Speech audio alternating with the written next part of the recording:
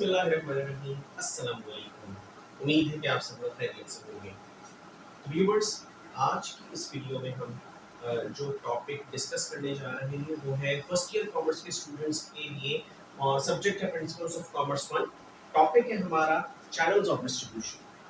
Channels of distribution को discuss करने से पहले कि कौन कौन से चैनल्स ऑफ डिस्ट्रीब्यूशन मौजूद हैं कॉमर्स इंडस्ट्री में, पहले हम ये डिस्कस कर लेते हैं कि बेसिकली जो चैनल्स हैं वो क्यों उनकी ज़रूरत पड़ती है और जो चैनल ऑफ डिस्ट्रीब्यूशन का इस्तेमाल किया जाता है वो किन मकासद के लिए किया जाता है और इससे जो इंटरमीडियरीज होते हैं यानी बीच में जो लोग होते हैं यानी बीच में जो चैनल्स होते हैं उनको खुद क्या बेनिफिट होता है। तो सबसे पहले हम जो बात डिस्कस करने जा रहे हैं वो है चैनल्स ऑफ डिस्ट्रीब्यूशन है क्या। तो अगर चैनल्स ऑफ डिस्ट्रीब्यूशन की डेफिनेशन के बारे में पूछा जाए तो हमें ये पता चलता है कि डेफिनेशन बहुत आसान से अल्फाज के अंदर क्या हो सकती है। तो all the organisations through which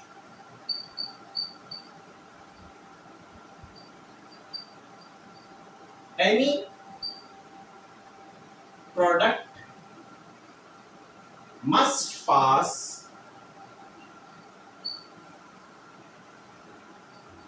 from producer to ultimate consumer।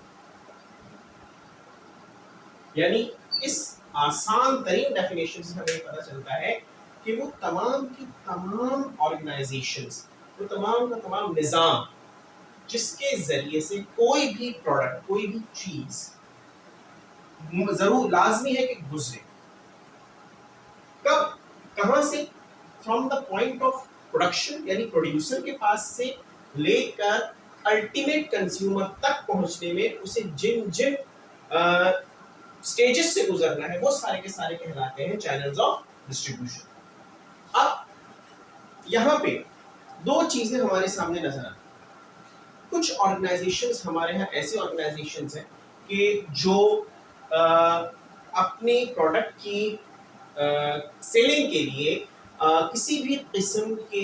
Intermediate level को पसंद नहीं करते,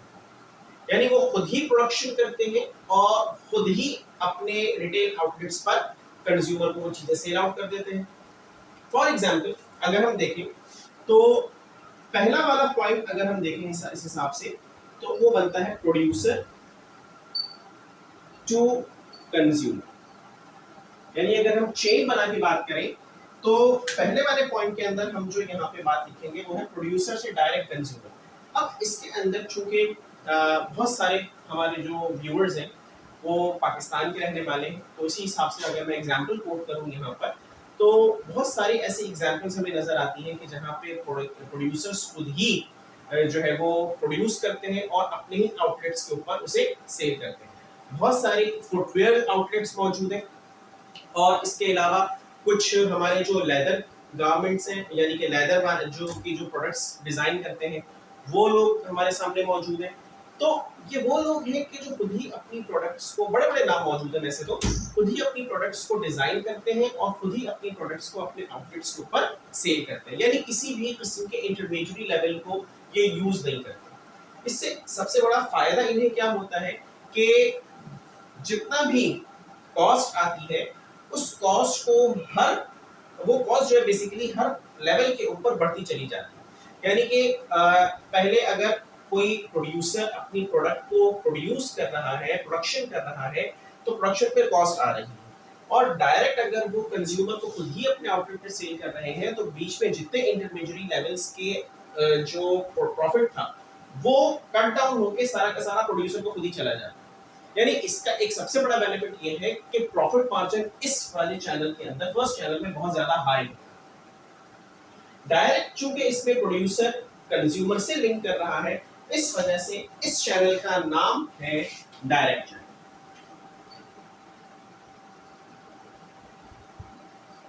दिस इज डायरेक्ट चैनल क्योंकि इसमें डायरेक्ट इंटरेक्शन है प्रोड्यूसर की कंज्यूमर से। फिर हम जब बात करते हैं जहाँ पे इंटरमीडिएटरीज सामने आ रहे हैं उनकी अगर हम बात करते हैं तो हमें पता चलता है कि अगर हम सेकंड पॉइंट पे बात करें तो हमें जो पॉइंट नजर आता है दैट इज के producer, retailer and then consumer. Let's see producer, retailer and consumer. Third point पे जब हम बात करते हैं तो हमें नजर आता है प्रोडक्ट प्रोड्यूसर के पास से पहले होलसेलर के पास आ रही है, फिर रिटेलर के पास आ रही है और फिर प्रोडक्ट डायरेक्ट कंज्यूमर के पास जा रही है। फोर्थ लेवल पे जब हम बात करते हैं तो हम देखते हैं कि प्रोडक्ट प्रोड्यूसर से पहले एजेंट के पास आ रही है, एजेंट के पास से होलसेलर के पास जा रही है, होलसेलर के पास से रिटेलर के पास आ रही है और रिटेलर के पास से कंज्यूमर तक प्रोडक्ट पहुंच रही है। जब हम फिफ्थ लेवल की बात करते हैं तो फिफ्थ लेवल पर हम ये देखते हैं कि प्रोडक्ट हमारी प्रोड्यूसर के पास से रिलीज हो रही है, सेल्समैन के जरिए वो पहुंच रही है डायरेक्ट कंज्यूमर।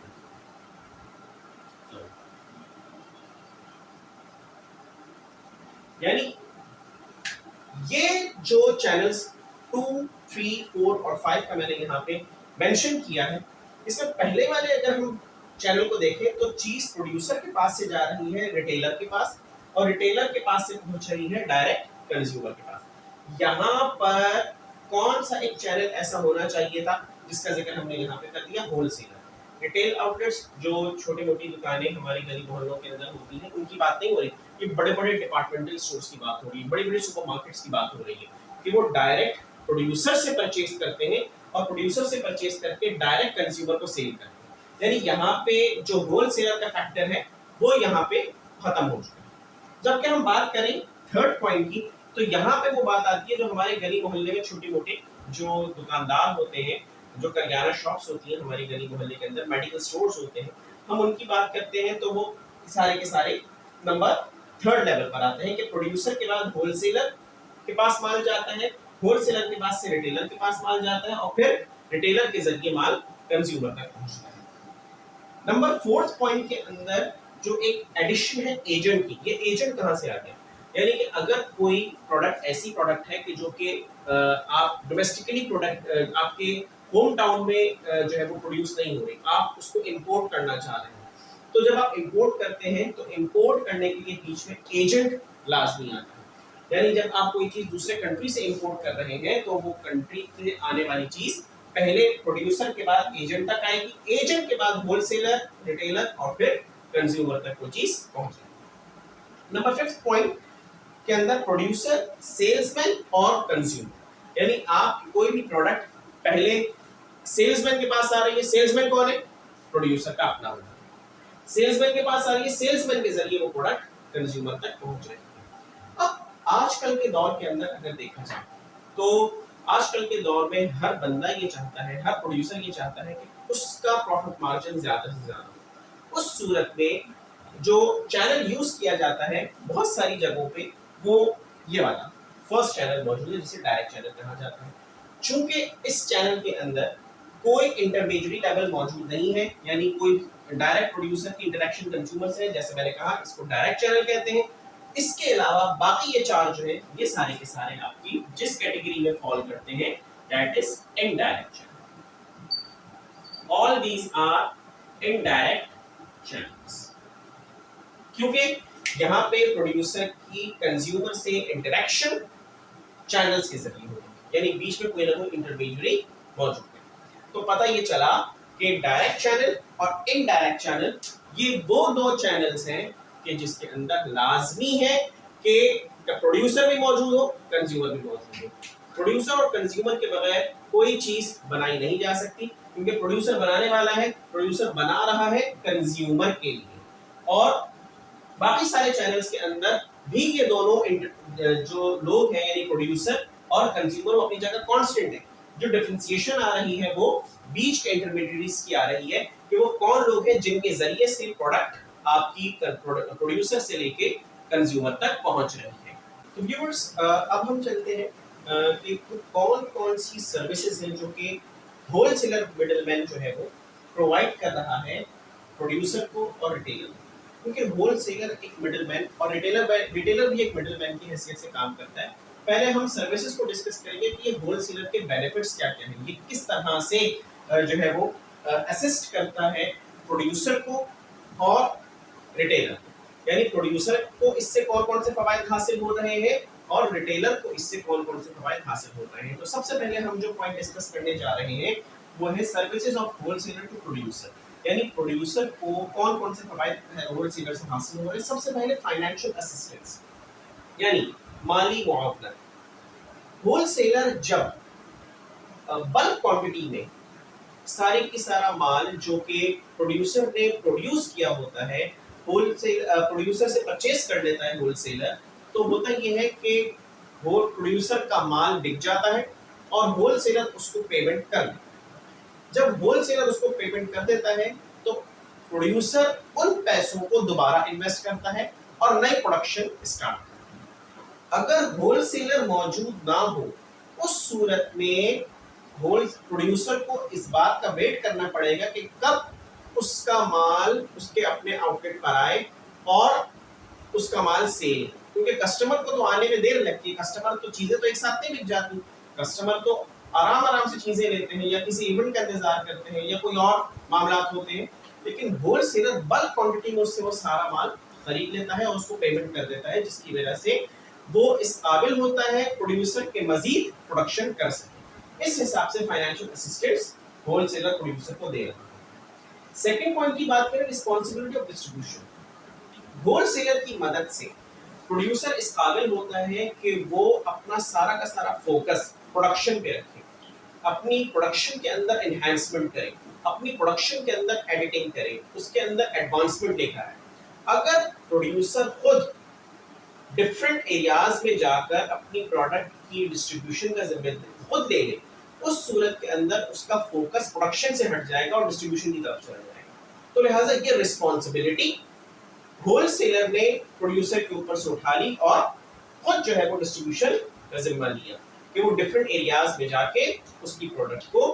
बल्क क्वांटिटी में sell. Third point is deals in bulk quantity. जैसे कि फर्स्ट पॉइंट के अंदर हमने इस बात का जिक्र कर दिया कि होलसेलर एक या दो या तीन सिंगल यूनिट्स के अंदर या इस किस्म की छोटी छोटी चीज जो है वो यूनिट्स के अंदर प्रोडक्ट जो है वो चीजें नहीं खरीदता, परचेज नहीं करता, बल्क क्वांटिटी के अंदर थोक के हिसाब से माल खरीदता। इस वजह से यहाँ पे बल्क क्वांटिटी में जो कि माल खरीदा जाता है, लिहाजा होलसेलर के पास से जो स्टोरेज की जगह होती है वो खाली हो जाती है और होलसेलर अपने उस पॉइंट पर यानी कि जहां पे उसने प्रोडक्शन करनी होती है मजीद प्रोडक्शन करता है और इस तरह से ये साइकिल जो है वो कंटिन्यू रहता है, क्योंकि बल्क क्वांटिटी में चीजें खरीद रहा है प्रोड्यूसर से, इस वजह से ज्यादा क्वांटिटी के अंदर माल बिक भी रहा है और ज्यादा क्वांटिटी के अंदर माल तैयार हो रहा है। Number 4 point is market knowledge. चूंकि होलसेलर का ताल्लुक रिटेलर से रहता है और रिटेलर का ताल्लुक रहता है कंज्यूमर से, लिहाजा इस सूरत के अंदर जो भी इंफॉर्मेशन होती है किसी भी प्रोडक्ट के मुतालिक कि भाई ये प्रोडक्ट मार्केट में अब नहीं चल रही या इस प्रोडक्ट की मार्केटिंग जो है वो सेल जो है वो कम हो चुकी है, ये सारी की सारी नॉलेज जो है वो रिटेलर प्रोवाइड करता है होलसेलर और होलसेलर की मैसेज कन्वे करता है प्रोड्यूसर। इस तरह से प्रोड्यूसर ये देखता है कि वो कौन से ऐसे वीक पॉइंट्स हैं जिसकी वजह से उसकी प्रोडक्ट की सेल कम होती चली जा रही है, वो उन चीजों को फिर फोकस करता है और टैकल करने की कोशिश करता है। तो इस तरह से होलसेलर का की मौजूदगी की वजह से प्रोड्यूसर को एक ये बेनिफिट भी मिल रहा है कि उसको मार्केट के करंट अफेयर्स की नॉलेज मिलती रहती है।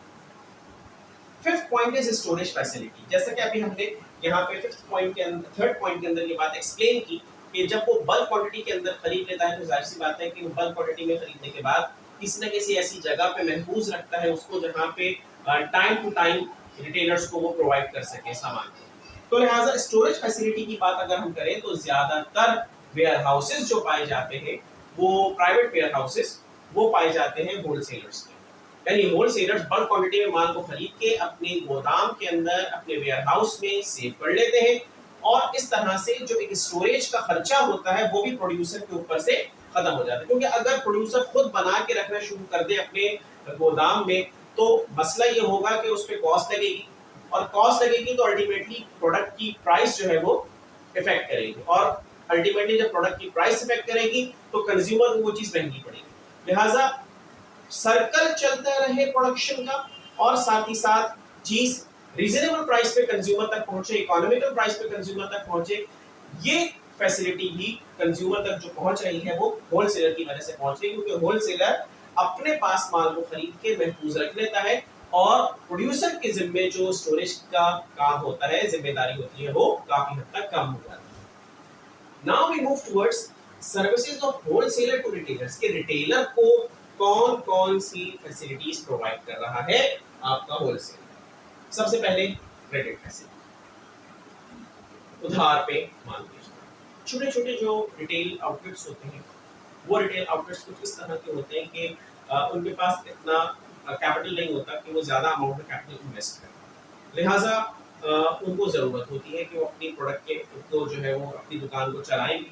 और दुकान चलने के लिए ज़रूरी है कि उसके अंदर इन्वेंट्री मौजूद है। अब पैसे नहीं है, इन्वेंट्री रखना ज़रूरी है, उस सूरत में ये जो होलसेलर्स होते हैं ये उधार पर माल रिटेलर्स को देते हैं, और इस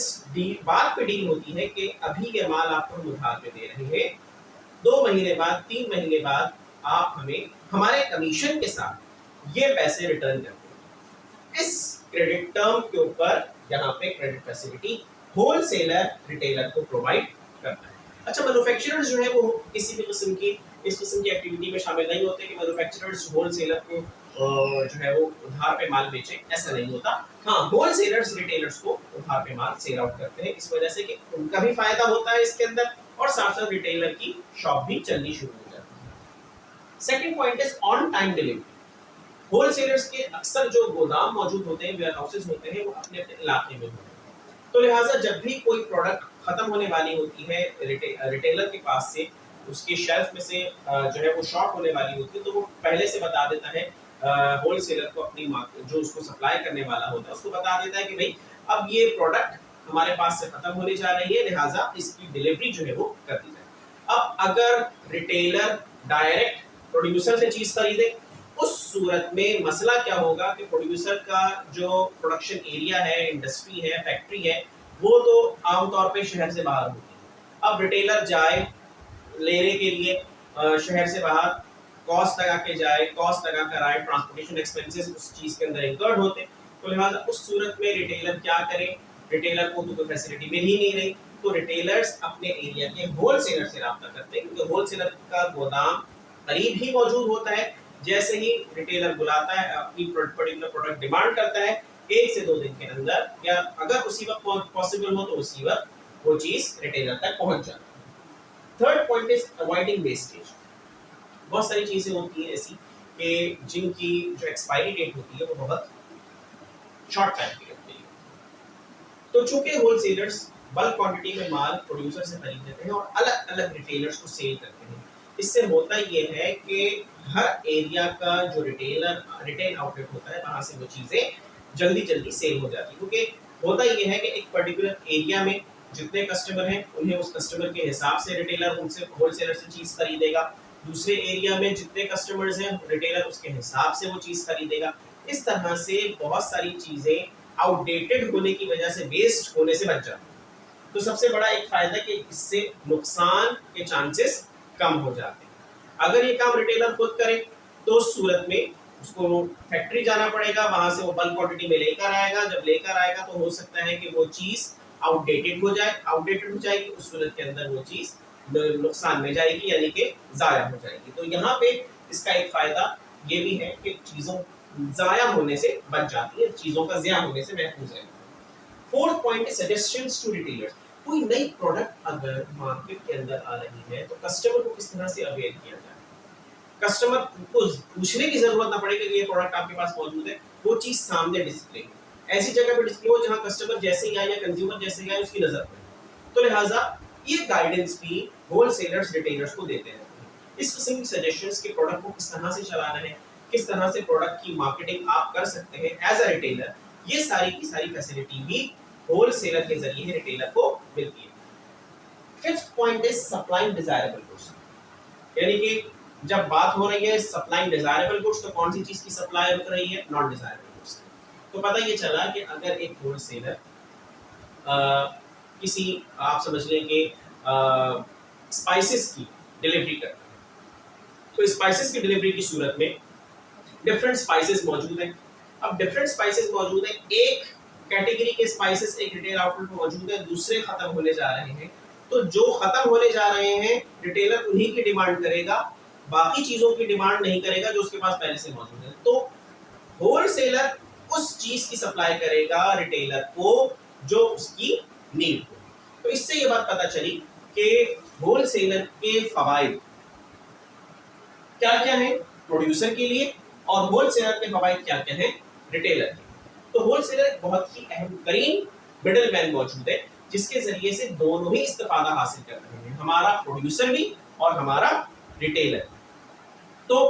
आज की वीडियो उम्मीद है कि आपके लिए बेनिफिशियल होगी। उम्मीद है कि आप लोग वीडियो को लाइक करेंगे, कमेंट करेंगे, और अभी तक आपने चैनल को सब्सक्राइब नहीं किया तो काइंडली चैनल को सब्सक्राइब करें। आपके सपोर्ट हमारे लिए बहुत ज़्यादा अहमियत के हामिल होते हैं। अपना बहुत ख्याल रखिएगा। अस्सलामु अलैकुम वरहमतुल्लाहि वबरकातुहू।